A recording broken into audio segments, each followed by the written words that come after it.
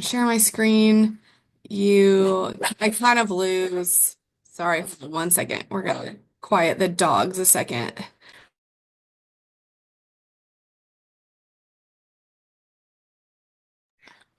Wrong button. Okay. Somebody apparently drove by the house, and so the dogs had to let us know that. But anyways, so yeah, I don't think I got to sharing my screen, but I'm gonna share my screen and I kind of lose people once I share my screen. So I may not be able to see you if you have a question or a comment. So don't hesitate to unmute yourself um, and just pop it in. I'm actually going to stop sharing my screen for a second. No, hold on. Where did it go? Hold on. Is my screen sharing? No, it's not because I still see you. Okay. I want to make sure I share with sound. Otherwise, you won't be able to see it. Okay. Now you all can see my screen, correct? I Yes. hope. Yes. Okay, awesome. All right. Perfect. Okay, well, so we are going to talk today about balancing stress for success. And we're going to go ahead and get started here. So excited to be here talking with you all. But I want to start by just distinguishing the difference between stress and stressors because we typically use these terms synonymously, but they are a little bit different. Um, so stressors are what cause stress, so what causes strain or tension for us. So these can be things like work, they can be money, they could be family, they could be studying for like a big exam, they can be lots of different things. So they can be external things or they can be internal things. So they can be like self-criticism, and we'll talk a little bit more about that at the end of the discussion tonight. They can be our identity, they can be our memories, they can be a lot of things internally as well. Um, so stress is what we would refer to as the state of mental and emotional strain or tension. So stress is caused by the stressors. So it's a result of those things that are stressing us or are stressors to us.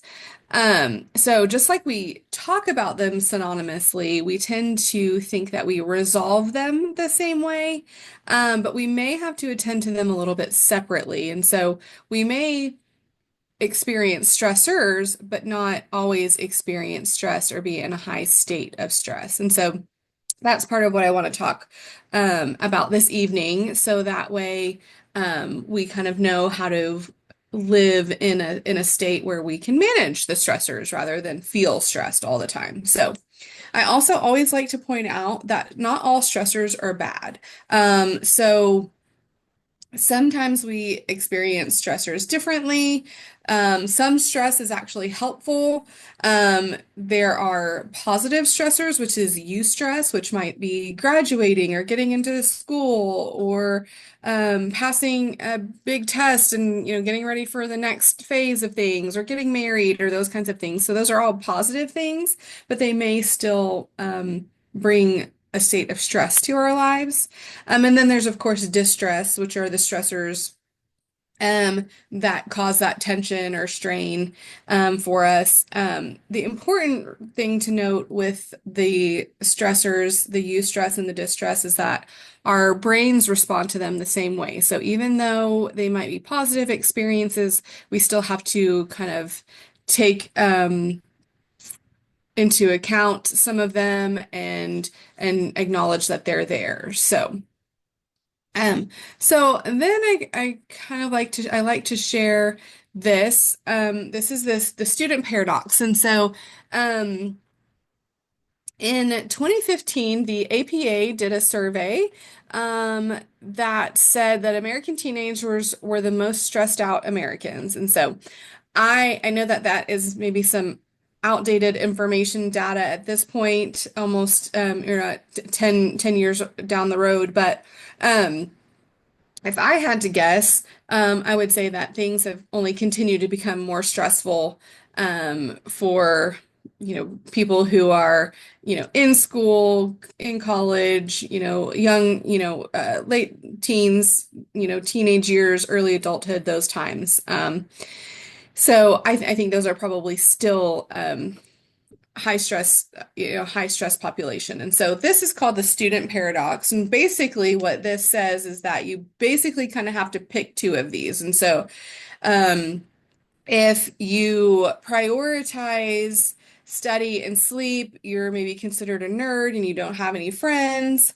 If you study and have a social life, you get no sleep, so maybe you're considered like a zombie.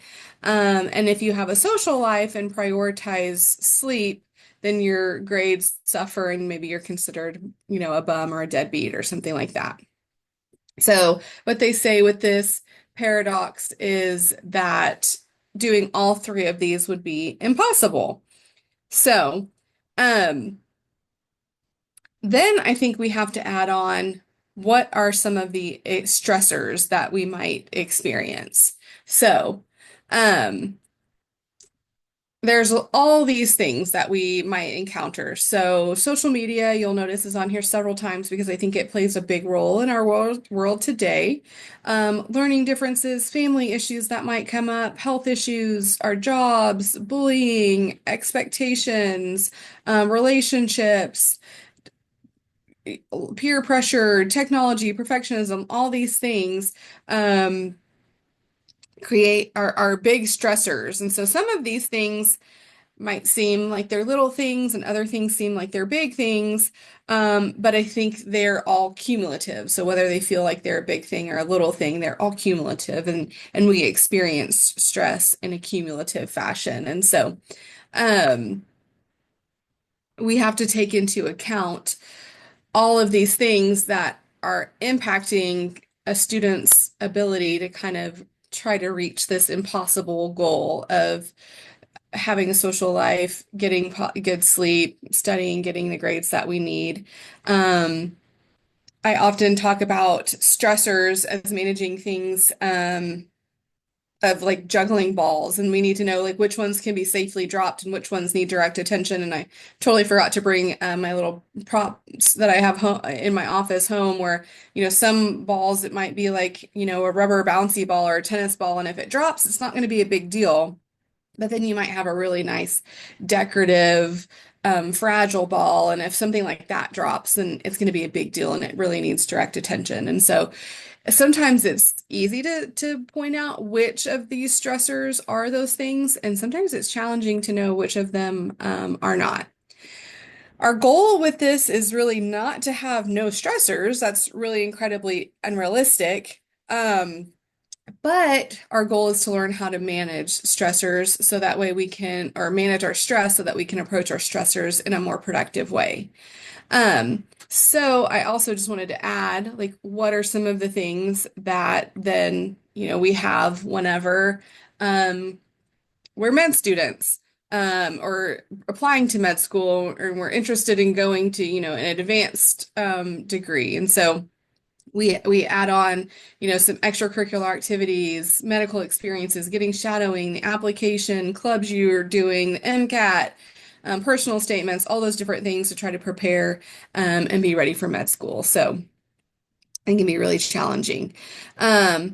This is taken from an article written about the UK, but that there's been a consistent rise of mental illness in UK universities over the last decade, linked to high academic demands and the cost of like living, financial pressures, and social challenges.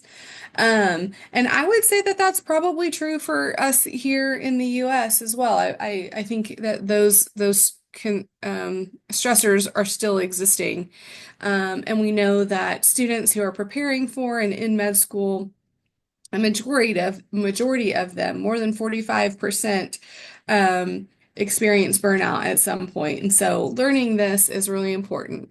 So what happens? So like this is just kind of a funny little I guess reel type video that a student and I made, and I hope that I shared in a way that you all will be able to um, hear this as well. I think I did it correctly, so hopefully it will You're work. doing so good. You're not spilling any.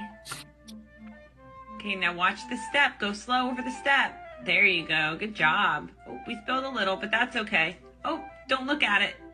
Oh, did you panic?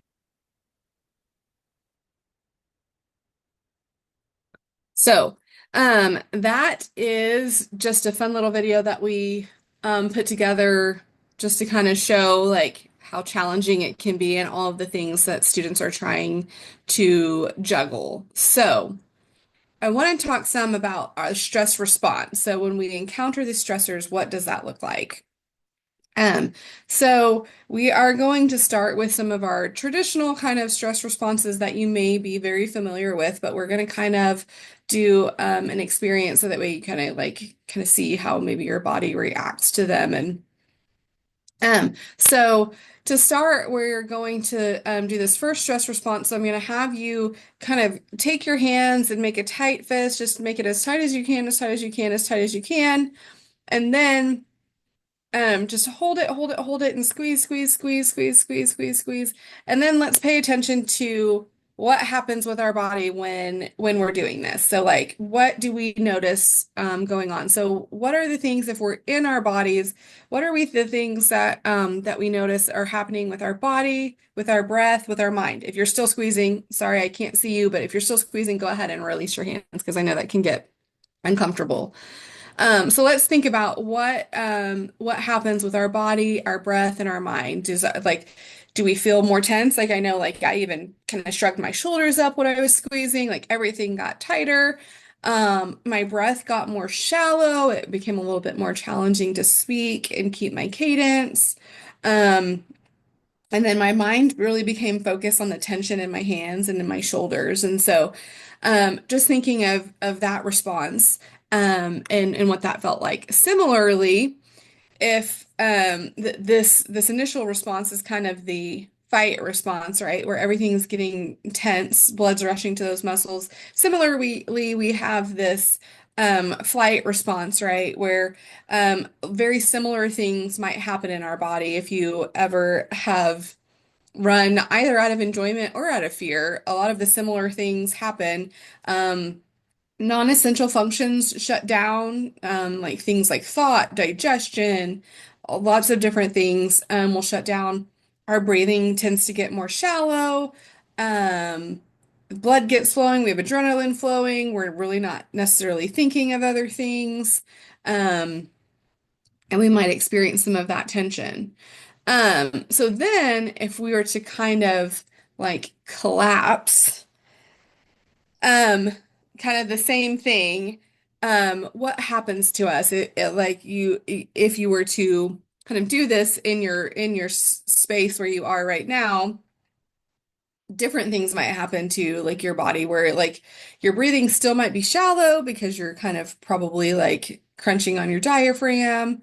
You may feel checked out, so you may not be thinking clearly. Your body, it might feel tension, but it might also feel a little bit like mushy.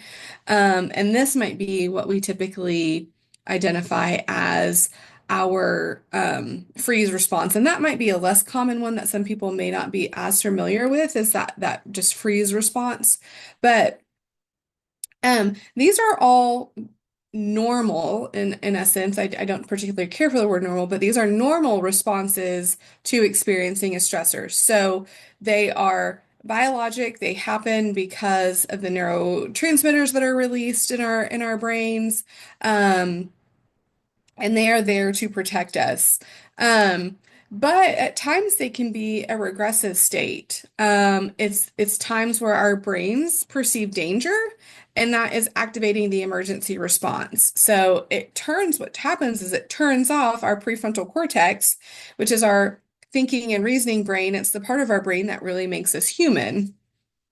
And our amygdala or inner caveman is what takes over. And so it makes it really hard for us to look at the big picture. Again, kind of like I said, a lot of those like non-essential functions shut down. So things like having like an anxious stomach or getting sick more frequently because our immune system shuts down. Um, are all things that it can occur. Now, there's a great book called Why Zebras Don't Get Ulcers, that kind of talks about the stress response and the many facets that living in a chronic state of stress can do, like the impacts it can have on our bodies and our health. Um, and kind of the main like title key point is that zebras don't get ulcers because they might face this acute stress, but they don't stay in that acute stress space. So once they experience that acute stress, the danger is over, and then they will return to kind of normal functioning. So they complete that stress cycle. Um, the problem is that so like we need these responses. They help keep us safe, they help keep us well. But it's not as helpful when it's the emotional threats or the idea that maybe we got to be and that we sense that as something that might be life-threatening. So it's the challenge is that we don't complete that stress cycle, the fight or flight. We're kind of living in that constant state of stress. So we talked a little bit about what happens in the body, and let's talk a little bit about what happens to our brains when we live in that constant state of stress. So we the stress, the chemicals that are released when we experience those stressors affect our mood and our cognition. So serotonin can be impacted, which can impact our anxiety. It impacts decision making. It impacts cognition and behavior.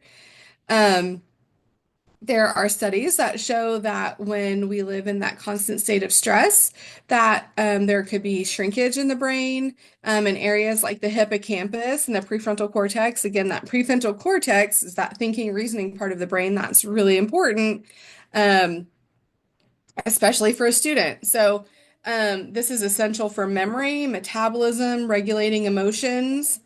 Um, for students specifically, this can lead to difficulty with comprehension, difficulty learning and remembering. So you're living in that caveman brain, you're not solidifying things to memory, and it can be really challenging to kind of put everything together that you need to in order to be successful academically.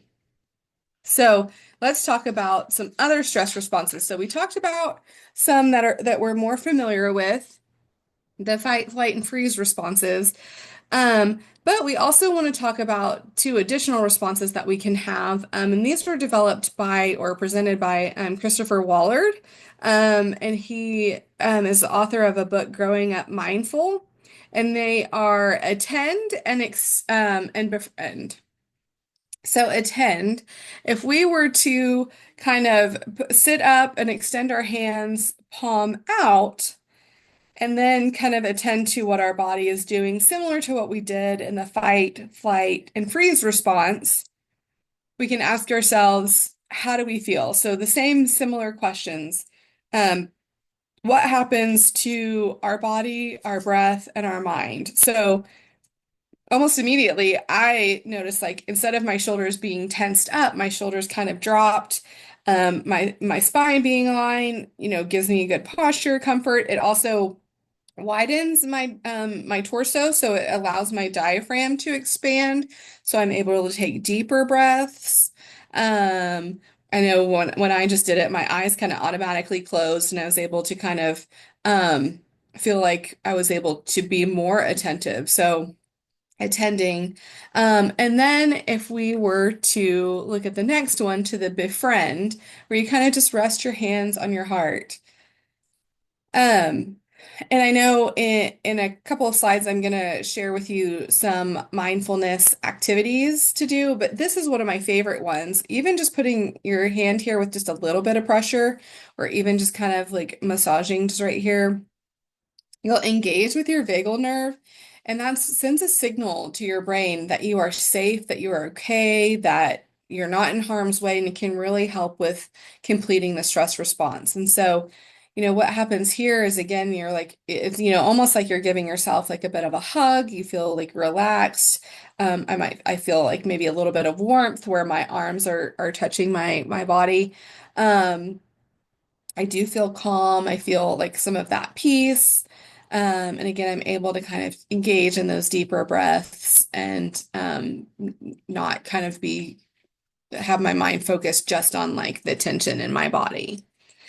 So it feels like a little bit more awake, alert. Um, so attending and showing up and befriending, giving compassion to ourselves helps us tolerate inevitable stressors. Mindfulness is the opposite of the fight or flight response. And so our prefrontal cortex is able to stay engaged. We're able to kind of see the big picture. And if we practice it, we can really help our brains respond effectively to stressors. And we're going to talk a little bit about that more later too. So we know that because of neuroplasticity, that we can actually change and rewire our brains. There's a saying that neurons that fire together wire together. And that's really what we want to happen is kind of having that like big picture view of the situation and being able to resolve that stress cycle so we're not staying in a chronic state of stress. Um, so again, fight and flight is not always bad. There's times that we need to be reactive, that we need to get out of the way of harm's way. And there are other times where that becomes really maladaptive. And our breath is one of the things that can really help us shift out of that state. Um, and you might even, if you did the attending and befriending along with me, you might have noticed even some of that change. Um, so, what are some ways that we can try to stay in one of these states? Um, the acronym STOP is applicable here, and it helps us learn how we can manage stressors. So, stop what we're doing. Sometimes just having that pause can be so helpful, so that we don't get in a reactive state. Taking that deep breath, again, like if you can engage that vagal nerve, even hugging yourself, connecting with that diaphragm, it really sends signals um, to your body that you are safe, that you're okay, that you have time and space to think about these things. Um, Observe the things around you. Again, your prefrontal cortex still being intact gives you an opportunity to focus on the big picture. What are all the facts of the situation rather than just the reflective emotions of the situation? And then create a plan for how you're going to proceed. So focusing here on the things that you can control. There's going to be a lot of things outside of our control, and a lot of stressors will be outside of our control.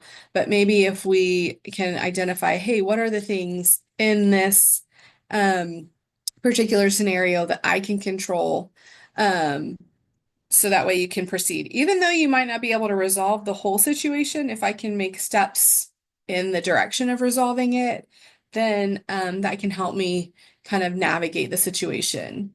Um, I always like to say a little caution here about avoidance, because a lot of times we try to avoid discomfort. And so we might like look and observe things, and it could be like, oh, well, I don't want to engage in that. That's going to be very painful if I have to deal with it. And avoidance is very effective. The challenge is that becomes very maladaptive. And it can become harmful. And when we avoid things, we teach ourselves that we can't manage them. So, if we often hear like, oh, I could never handle it if X happened. And we say like, yes, like what if we do encounter that? Like we don't have any control if we encounter that or not. And so sometimes we have to manage those types of things. And so we don't want to get into that situation where we feel like we can't manage those things. So even though it might feel uncomfortable, figuring out that plan for how to receive, how to work towards resolving those stressors and completing the stress cycle is very important.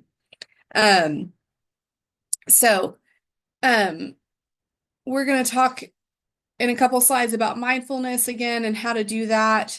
But before we do that, we are going to shift gears a little bit and we're going to talk about balance because that's part of this is learning balance and managing these stressors. And so Um, I'm going to take a quick drink too. So this diagram comes from Stephen Covey's book, First Things First, and I really like this explanation of balance. And this is really a simplified kind of picture of domains of wellness, and in a little bit, we're going to talk about some more of those areas that exist. But in this book, so we often recognize that we have needs, and we have these different areas, but we see them as separate compartments. And so we kind of look at them as like a teeter-totter of we're either in balance or we're out of balance, right? So we're teeter-tottering in or out of balance. Um, and we view these different compartments as things that we're running between so that we're never completely in one of them. And we're running between them as if we're in bases. Um, and I know that the arrows are going backward if you're actually running bases, that you would run the other direction. But um, this really ignores the connectedness of these dimensions, and they're not necessarily something that we're always in or out of. So it's less like a teeter-totter, and it looks more like this, where these compartments overlap. We're again like not one-dimensional beings. We recognize them, and so we recognize that we need this balance. And so um, if we were to see our physical need as separate from others, then we might not realize that when we're not feeling well, that it's harder for us to think clearly, it's harder for us to relate to others. If we see our psychological or mental needs as different or as separate, then we learn to increase like our academic knowledge, that we forget the value of connecting with others. And if we see our spiritual needs as separate, we might forget that what we believe about our purpose impacts how we live, love, learn. And so, in this context, by meeting an unmet need is done by addressing other needs, not ignoring them. So, addressing a physical need is going to be done by also addressing the other dimensions to wellness rather than just shifting ourselves more into the compartment of those physical needs. Um, if our basic needs aren't met and things are out of balance, then we might feel empty, we might feel incomplete, we might feel complacent, we might feel increased anxiety, we might feel stressed, we might feel burnout, we might feel depressed, and all those kinds of things. So here is kind of an expanded view of the dimensions of wellness. This is widely accepted. SAMHSA puts a lot of this out in a lot of their literature, and it's widely accepted in lots of areas, these different dimensions.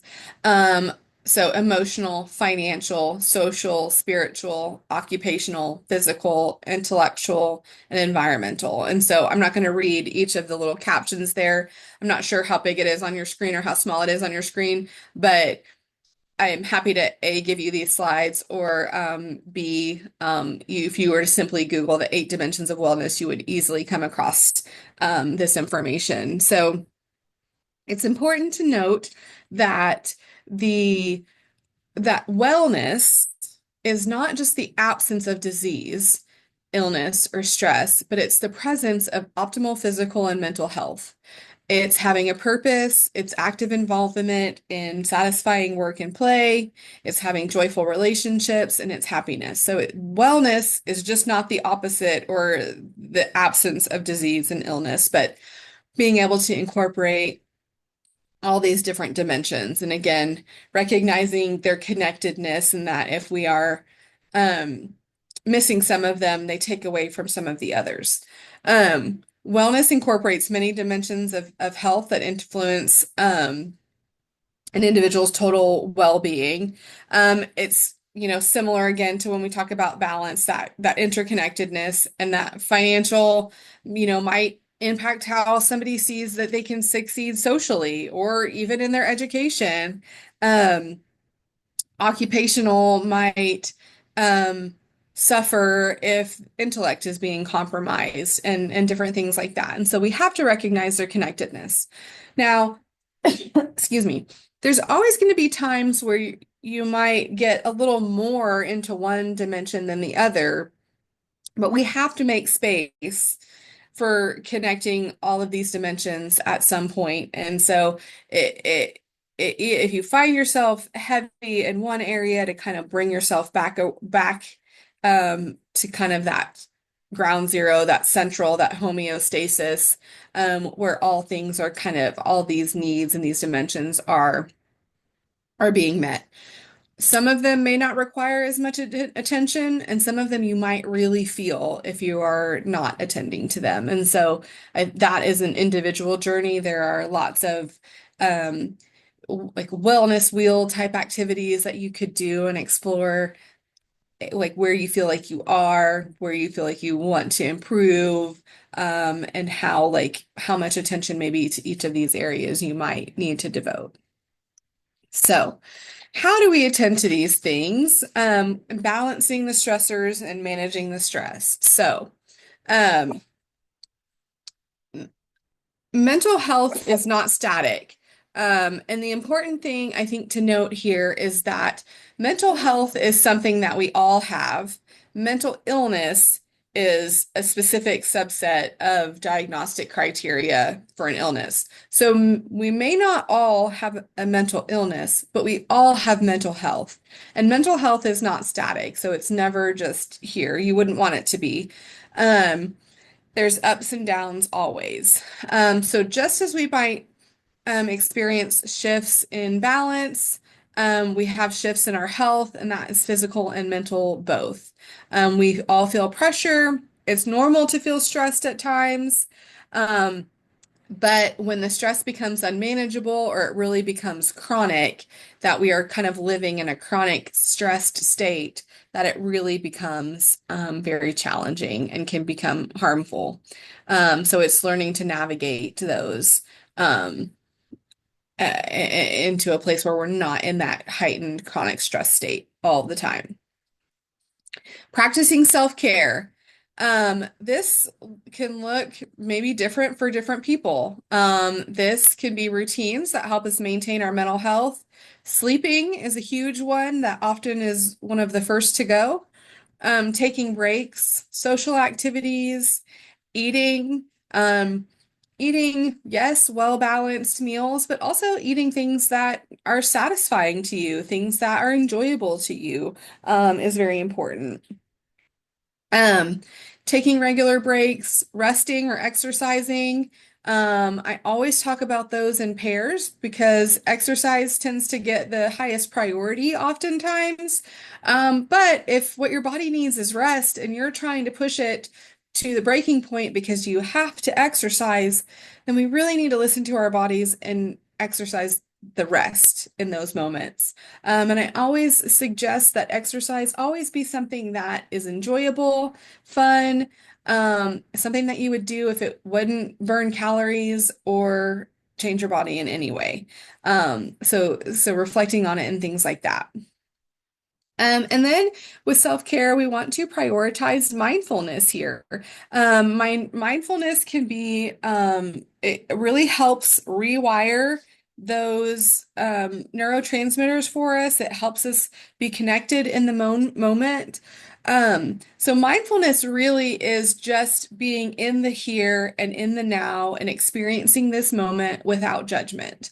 That can be really challenging because sometimes we have this inner critic that's really negative, and kind of tells us what we should or shouldn't be doing and how we should and shouldn't be doing it. And so we have to be cautious with that. And so I just want to share a couple of simple mindfulness activities that can be done even just at your desk or in your office or in your in your home. It doesn't have to be this practice. A lot of times people think that mindfulness, I have to pull out a yoga mat and be in a dark room and light candles and sit on the floor and listen to certain music, and that's not it at all. It's just really being here in the present and now. um I'm not gonna stand up just because I would probably go like off camera here. But if you were to just, stand up, take a deep breath, raising your shoulders to your ears and then lowering them 5 times. Just something as simple as this and attending to your breath and those simple motions can really kind of engage in the here and now. Doing something as simply as tilting your head forward and backward and side to side. Really kind of experience the senses that you're feeling with those motions. I know I had like a little crick in my neck just when I did that, that kind of popped. Um, can really kind of take a break, refocus.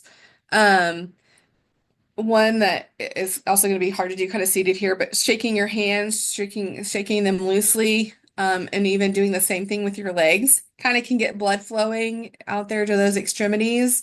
If you're in a high tense situation, your cardiac system will prioritize your vital organs and you won't have much blood flow out here. So getting some blood flow in those areas can really help us connect with the moment. Um, and then either standing or seated, like kind of like digging your feet into the ground, even if you take off your shoes and really kind of like just feel the ground, like use your feet as anchors to the floor.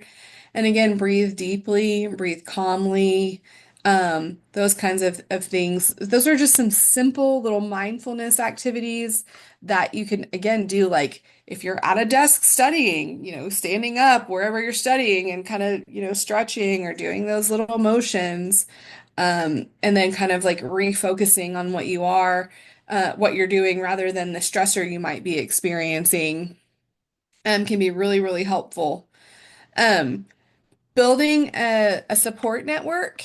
So strengthening your relationships, seeking out mentorships, using your pre-med advisors, using your catalyst mentors, all those kinds of things, and being honest with them about where you are.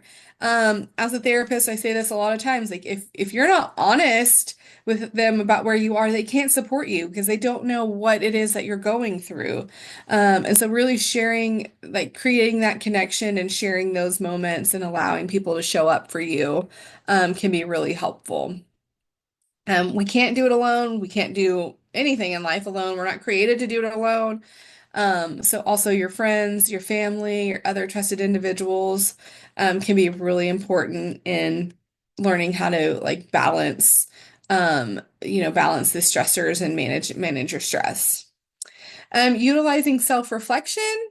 So writing your way to wellness in a way. Why are you interested in this path? It can be really hard when you're really bogged down with lots of stressors to see that why and connect with that why, especially if it feels very far away. So connecting with that, writing about that, keeping that somewhere where it's right in front of you. I know for our students that dedicated for step one right now, I have them, when they come into like one of our panels, I have them write down their why because it's such a difficult process and challenging time that I really want them to stay connected with that why, and remember, what they're doing this for.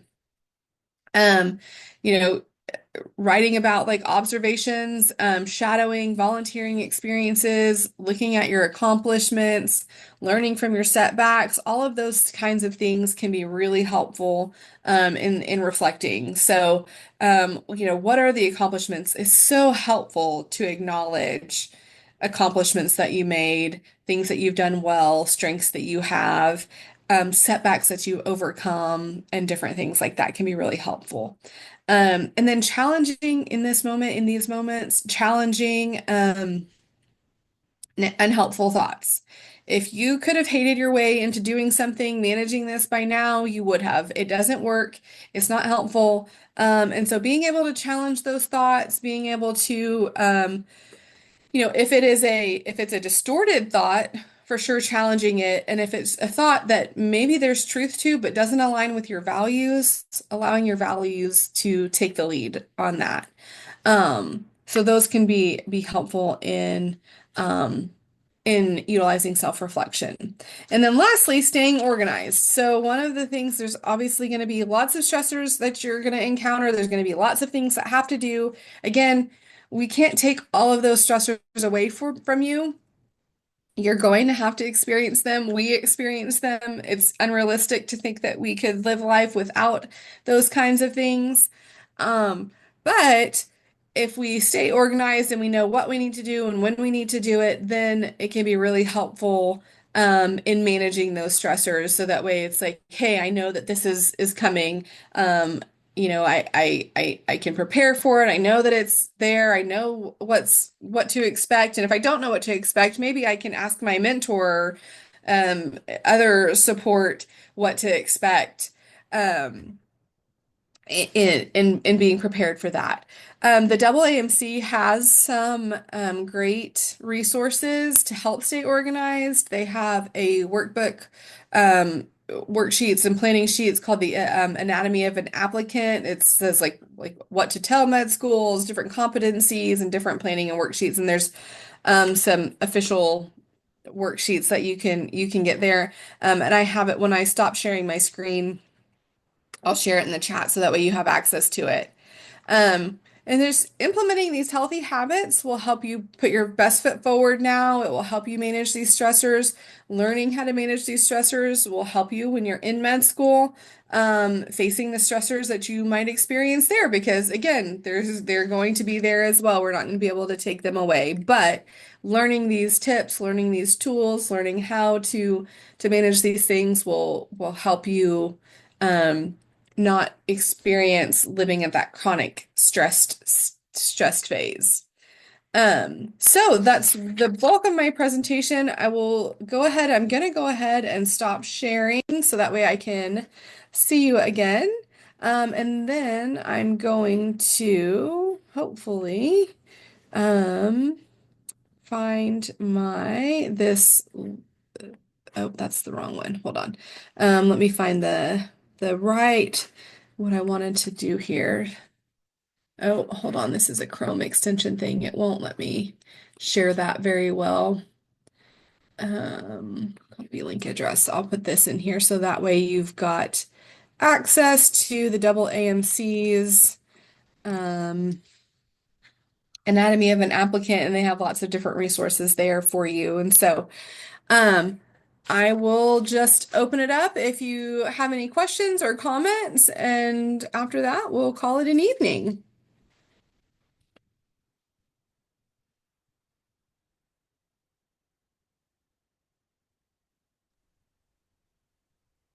I don't have any questions, but I did like the attend and befriend. That actually I've not ever done that one, so that actually I felt the immediate release whenever I did that. So that was very, very helpful. Thank you. Awesome. Well, good. I'm glad you found it helpful. Yes, it's one of those things that we just don't realize like how much we can manage, our breathing, and if we manage those types of things, then we kind of can manage those stressors and figure out, keeping that prefrontal cortex engaged so that way we can kind of attend to the things rather than like, panic. But I didn't really have any other questions. Awesome. Well, thank you. I'm glad you came this evening. And I will go ahead and wrap up then and send everybody. I hope everybody has a lovely evening. And I was in two meetings today where they said, everybody enjoy your weekend. And I was like, are we not doing Friday? Because if not, I need to know. Nobody told me. But yeah, enjoy your Fridays and your weekends. So we'll see everybody soon. Thank you very much.